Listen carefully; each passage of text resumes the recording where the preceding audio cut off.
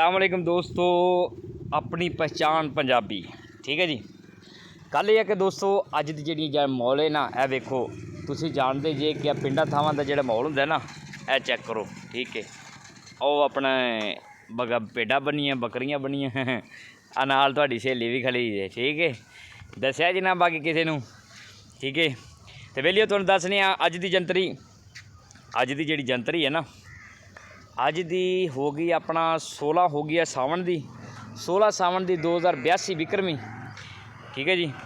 अगों अपना 6 हो गई आ चन्न दी इस्लामी महीना सफ़र 1447 हिजरी 31 जुलाई ईस्वी 2025 ते दिहाड़ जे अज जुमेरात दा भुल्लिया जे ना। ठीक है, बाकी तुहानूं पिंडा पुंडा दा विजिट करा देईदा। ठीक है, तो यह पिंड दियां रौनकां हुंदियां ने। यह वेखो मूंजी लगी है ना, हुण मूंजियां दा जिहड़ा सिस्टम है ना वो चलन डिया। ठीक है ना, बाकी किसी ने दस्सिया जी ना छपाकत नहीं ठा करके। हाँ वेखो, तो हुण आए दे ने इत्थे ना, हुण बारिशां बुरशां दा मौसम है।